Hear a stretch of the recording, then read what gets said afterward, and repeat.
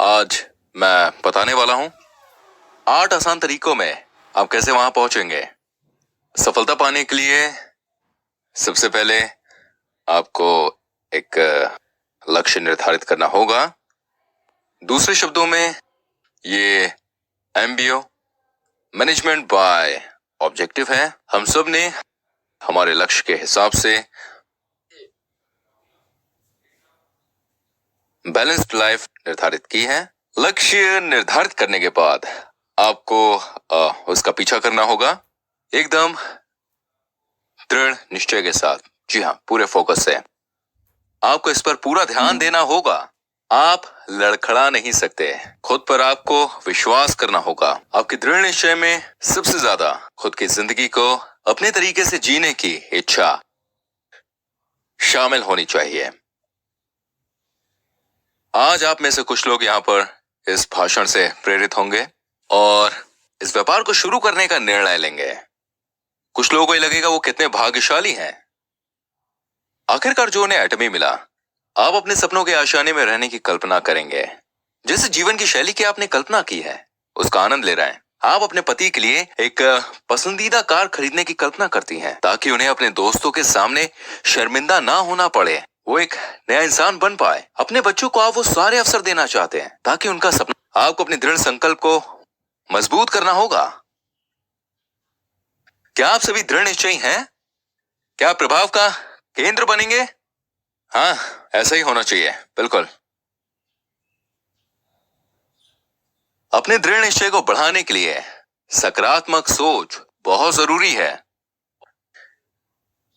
सकारात्मक सोच का मतलब बहस करना नहीं होता है कि कुछ असंभव होने वाला है। सच में कहूं तो दुनिया जहां हम जी रहे हैं वहां किसी भी हाल में हमें अमीर और सफल बनने की जरूरत है। एक बार आप अपने अंदर की क्षमताओं को उपयोग करना शुरू कर देंगे तभी आप। पर जब कोई किसान 10,000 किलो चावल उगाने का फैसला करता है, वो कठिन परिश्रम करने के लिए तैयार हो जाता है। वसंत में चावल को रोपने, गर्मियों में निराई और शरद में कटाई। क्या वो ये सब झेलने के लिए तैयार है? बिल्कुल तैयार है। कोई भी किसान बिना मेहनत किए 10,000 किलो चावल उगाने की कल्पना नहीं करेगा। वो उम्मीद नहीं करेगा कि 10,000 किलो चावल उसके पास आ जाए। आपको और भी दृढ़ संकल्प लेना होगा। कठिनाइयों का सामना करने के लिए करना चाहिए। दृढ़ निश्चय के बाद आती है तीसरी चीज, अप्रोच करना चाहते हैं। इस स्टेप को मैं लिस्ट अप कहता हूं। यह सोचने के बाद कौन कौन इस सूची में होगा, आप उन सबका नाम लिखना शुरू कर दें। ऐसे लोग की सूची ना बनाइए जो ये व्यापार करने के लिए तैयार होंगे। सिर्फ उनका नाम लिखें जिनसे आप अभी तक मिले हैं। पोटेंशियल कॉन्ट्रैक्टर्स का नाम ना लिखने की भी एक वजह है। ये बात अक्सर कही जाती है कि आप अपने जीवन के शीर्ष पर होने के लिए आपको अपने समय को मैनेज करने में माहिर होना चाहिए। टाइम मैनेजमेंट या लाइफ मैनेजमेंट में अच्छा होना चाहिए। ये सभी घटनाओं को मैनेज करने के लिए जरूरी है। अगर ऐसा है तो आप पहल करना चाहेंगे कि कौन सी घटनाएं आपके जीवन में घटनी चाहिए। यह व्यापार करना आपकी जिंदगी के लिए बहुत ही महत्वपूर्ण है ना? कितना अच्छा होगा जब आपका परिवार एक खुशहाल जिंदगी जिएगा, साथ ही साथ लोगों की मदद करते हुए। तो आप कैसे सुनहरे सपने को हासिल करेंगे? 250 लोगों तक पहुंच के आप उन्हें जो बता रहे हैं, आप क्या कर रहे हैं, वो अपने आप में ही एक घटना है। ये करने के लिए कुछ लोग 3 महीने में 250 लोगों को एडवाइस करते हैं। दूसरी ओर कुछ लोग दिन में 10 लोगों को बताते हैं।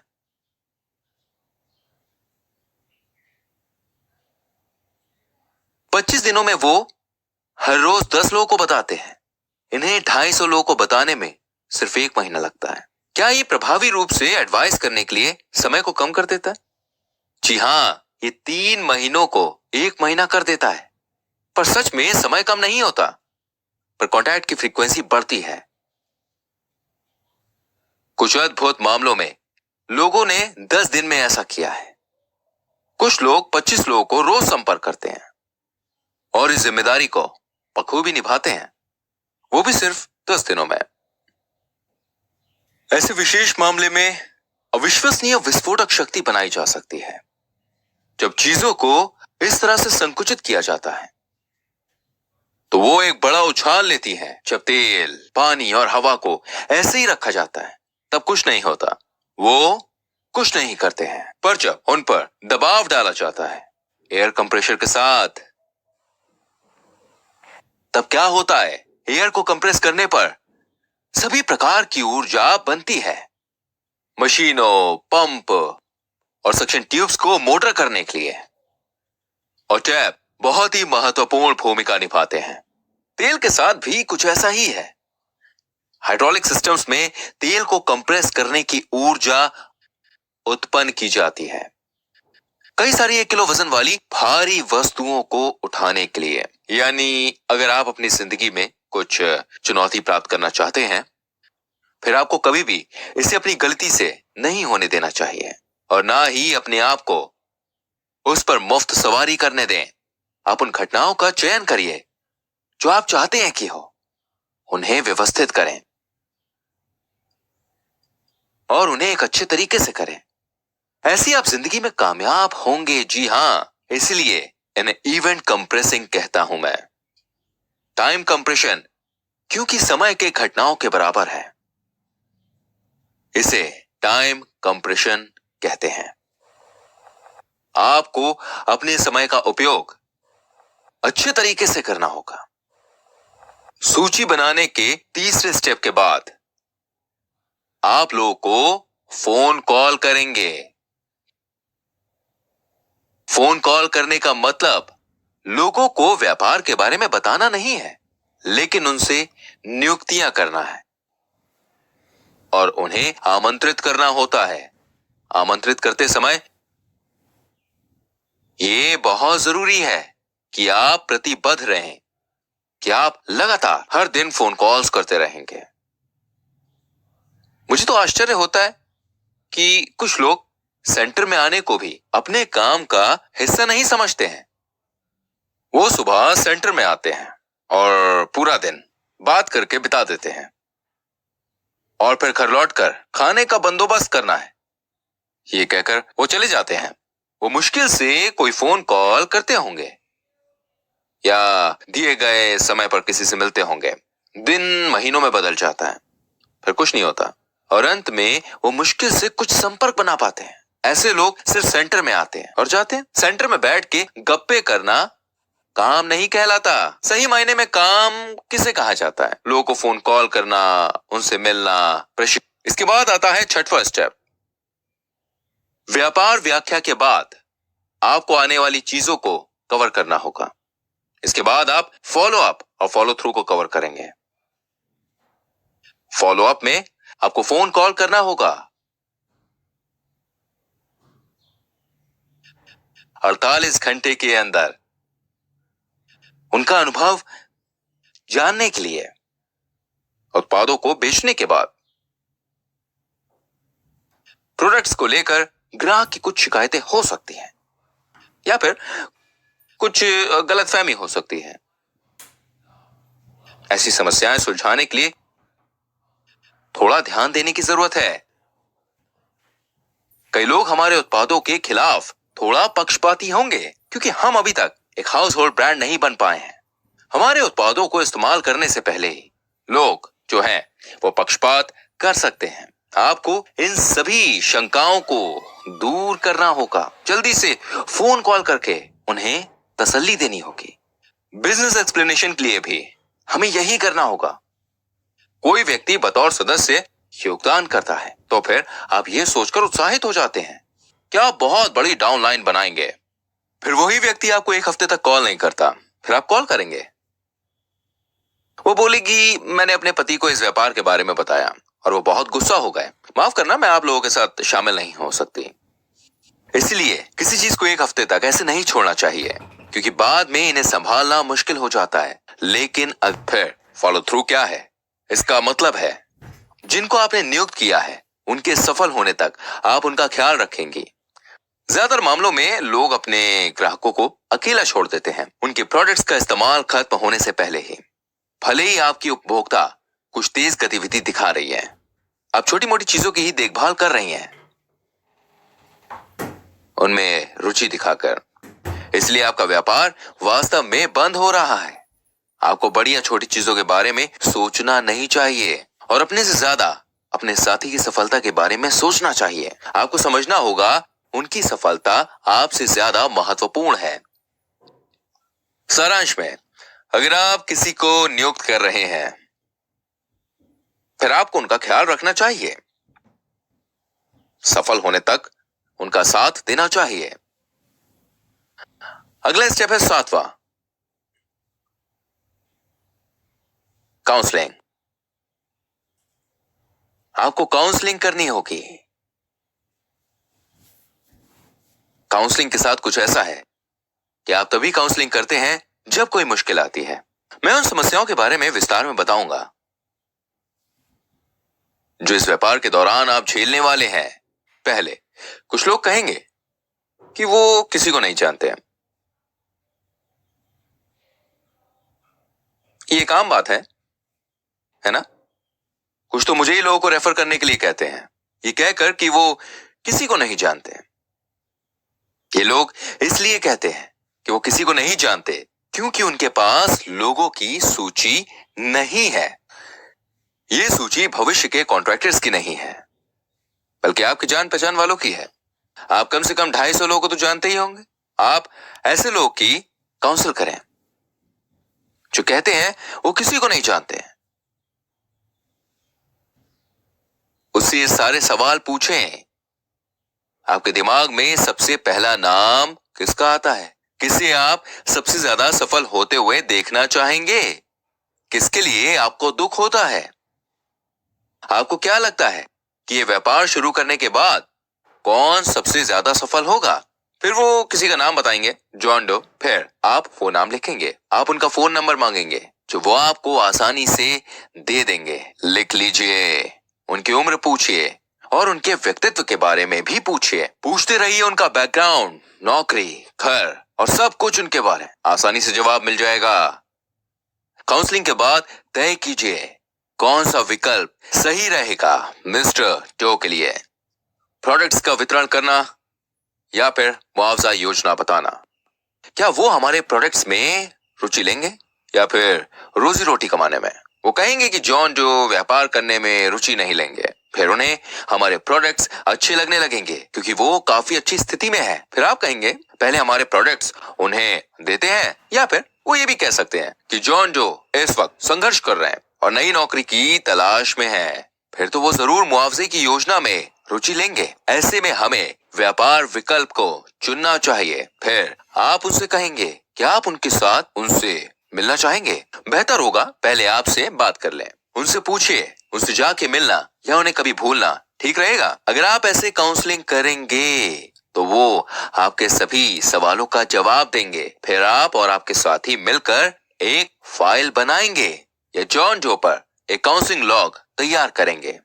ऐसा करके आप एक संगठित तरीके से सबका ध्यान रख पाएंगे। जो भी आपके साथी की संपर्क सूची में है, आपके और आपके साथी के बीच हुई बातों को लिख लें। अगर आपका साथी कहता है कि वो मुश्किल से किसी को जानता है, फिर उससे पूछिए उन सभी के बारे में जिन्हें वो जानता है और उन सबकी काउंसलिंग करिए। दूसरे शब्दों में, अगर उनके साथ संबंध को खोजने में उनकी मदद कर रहे हैं, संबंधों को खोज कर निकालना। सभी मेरे साथ बोलिए, संबंधों को खोज कर निकालना। आप अपने साथ के लिए संबंधों को ढूंढेंगे इसी सिद्धांत के साथ कि अगर आप अपने प्रायोजक की संभावनाओं के बारे में पूछते हैं, या तो वो जितने भी लोगों को जानते थे सबके बारे में बता चुके हैं, या फिर वो सच में किसी को नहीं जानते। शायद आपके प्रायोजक किसी और को नहीं जानते, इसीलिए उनके रोने से कुछ नहीं होगा। आपके प्रायोजक आमतौर पर सीमित स्रोत हैं, लेकिन अगर आप अपने साथी के संपर्कों को खोजेंगे, आप उनके दोस्तों के दोस्त को भी खोज सकते हैं। उनके पास के लोगों में भी ढूंढें और ऐसे ही ढूंढते रहें तब तक जब तक आप एक नोटबुक नहीं भर लेते। आप अपने साथी को यह भी सिखा सकते हैं कैसे अपने संबंधों का ख्याल रखें। ऐसे ही आप ज्यादा से ज्यादा लोगों को ढूंढ पाएंगे।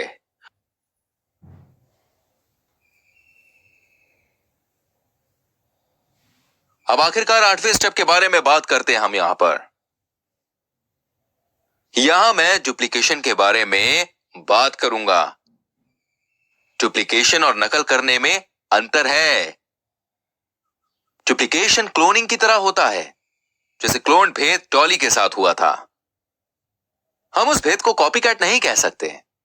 फिर हम डुप्लीकेट और नकल में अंतर कैसे करेंगे?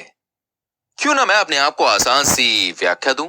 एक पेड़ है, अगर आप प्लास्टिक का बिल्कुल वैसा ही पेड़ बनाते हैं, उसे नकल कहते हैं। इस प्लास्टिक के पेड़ को नकल माना जाएगा। फिर हम इस पेड़ का डुप्लीकेट कैसे बनाएंगे? आप उस पेड़ के फल से एक बीज लें और उसे जमीन में गाड़ दें। उससे अंकुर अंकुरित होंगे और पत्ते निकल आएंगे और ये पेड़ बढ़ता ही जाएगा अपने मूल की तरह। इसी को डुप्लीकेशन कहते हैं। चलिए मैं आपको बताता हूं मूर्ख लोग क्या नकल करने की कोशिश करते हैं। वो किसी फैंसी आरएम को देखकर उसके जैसा बनने की कोशिश करते हैं। दिल में ईर्ष्या लिए वो उन्हें कॉपी करते हैं। लोगों को लगता है फैंसी गाड़ियों में घूमना, महंगे रेस्टोरेंट्स में जाना और डिजाइनर कपड़े पहनने से उन्हें नौकरी मिलने में आसानी होगी। उन्हें लगता है मोटी वॉलेट, एक फैंसी कार और महंगे कपड़े और तेज तर्रार व्यापार शैली उनके लिए सही है। वो ये सब करने के लिए पैसे तक उधार लेते हैं। मत कीजिए। मैं आपको बताता हूं डुप्लीकेट कैसे करना है। आरएम जियोंग सो पार्क ने भी ऐसे ही शुरुआत की थी। उन्होंने बिल्कुल ऐसे ही शुरुआत की। वो गरीब थे। उन्होंने मेहनत करके व्यापार को बढ़ाया और अपने नेटवर्क को भी। हमारे अच्छे मार्जिन रेशियो के बारे में याद दिलाकर मैंने उसे उत्साहित किया। मैंने उसे देखा है बाहर निकलकर मेहनत करते हुए, जहां उसके साथी जीएम और एसआरएम तक पहुंच गए। वही वो एएसएम पर अटकी है, पर वो बेचने में काफी सफल रही। अपनी महारत बनाए रखने के लिए और धीरे धीरे सीढ़ियां चढ़ती गई। वो चुपचाप 1.5 साल तक कड़ी मेहनत करती गई। एक दिन मैंने उसके व्यापार करने के भोलेपन को लेकर चिढ़ाया, ये कहकर कि जो भी मैंने कहा था उसने सब कुछ सच मान लिया। मैंने उसे अपने संगठन पर ध्यान देने के लिए कहा और यूजर्स को सेमिनार में आमंत्रित करने के लिए बोला। क्या पता वो लोग कॉन्ट्रैक्टर्स बनाने में रुचि रखते हो। बस इतना ही। यह आपने मुझे पहले क्यों नहीं बताया? उसके बाद से उसने लोगों को सेमिनार में आमंत्रित करना शुरू किया और उसका नेटवर्क बढ़ता गया। उसे सिर्फ ये पता था कि कैसे चीजें बेचते हैं और डिलीवर करते हैं। हालांकि कंज्यूमर बेस बढ़ाने के लिए उसकी कड़ी मेहनत और निष्ठा ने आश्चर्यजनक परिणाम दिया। वो और भी कॉन्ट्रैक्टर्स को लाई जो अपने नेटवर्क्स को संभालने में ज्यादा फोकस्ड थे। एसआरएम या एसटीएम बनने में उसे समय जरूर लगा, पर वो ही सबसे पहले आरएम बनी। उसके उपभोक्ताओं के ठोस और बड़ी नींव ने उसे इस रेस में जिता दिया। धीमी लेकिन स्थिर कछुए की तरह उसने सबसे पहले रॉयल मास्टरशिप हासिल की। तो आपको क्या करना चाहिए एक आरएम बनने के लिए? आपको अधिक उपभोक्ताओं को आकर्षित करने और अधिक बिक्री करने पर काम करना चाहिए और यह सोचना चाहिए कि आप अपनी जान पहचान के सभी लोगों को कंज्यूमर बनाएंगे। ज्यादा से ज्यादा कंज्यूमर बनाने पर ध्यान दीजिए। फिर आपको एहसास होगा एक कॉन्ट्रैक्टर्स बनाने से ज्यादा 100 कंज्यूमर बनाना आसान है। कॉन्ट्रैक्टर्स अपनी सूची से अभिभूत हो सकते हैं, जबकि कंज्यूमर तुरंत कोई चीज फिर से खरीदते हैं अपनी जरूरत की चीजें खत्म होने पर। सोचिए, अपने दांत ब्रश ना करना। हर कोई रोज ब्रश करता है। ऐसे ही 100 लोग आपसे खरीदेंगे। आपकी बात चारों ओर जल्द ही फैलती है ताकि आप उस संख्या तक पहुंच पाएं। जो टूथपेस्ट खरीदने वाले पहले असंबंधित लग रहे थे, पता है डुप्लीकेशन से मेरा मतलब आपको नकल करने की सलाह देना नहीं था। ये सफल लोगों की तरह बनने के लिए बोला भी नहीं था, बल्कि 3 साल पहले उन्होंने जितनी मेहनत की वही मेहनत कीजिए, उनके नक्शे कदम पर चलिए। डुप्लीकेशन से मेरा यही मतलब था। यानी अच्छी डुप्लीकेशन के लिए ओरिजिनल वर्जन को भी अच्छा होना चाहिए। सिर्फ अच्छे ओरिजिनल से ही अच्छा डुप्लीकेट बन पाता है। अगर आपको कभी लगे कि मेरा साथी मेरे जैसा नहीं है, फिर सच में कुछ तो गलत है। दूसरी ओर अगर आपके साथी दूसरी जगहों पर जाकर आपके डुप्लीकेट बनने की कोशिश कर रहे हैं, कंज्यूमर्स को रिपीट कर रहे हैं, लोगों को सेमिनार में आमंत्रित कर रहे हैं, तो आपको सफल होने से कोई रोक ही नहीं सकता। यह मेरी गारंटी है। लेकिन अगर आप खुद को अपने साथियों के लिए एक अच्छा उदाहरण नहीं मानते और आपको डर लगता है कि आप हार जाएंगे, फिर आपको क्या करना चाहिए? आपको अपने ओरिजिनल वर्जन को बदलना चाहिए। आप ओरिजिनल हैं और ओरिजिनल से डुप्लीकेट बनता है। इसलिए अपने आसपास को बदलने के लिए आपको खुद को बदलना होगा। आखिरकार आपने सुनना खत्म किया। सफलता के 8 स्टेप्स के बारे में।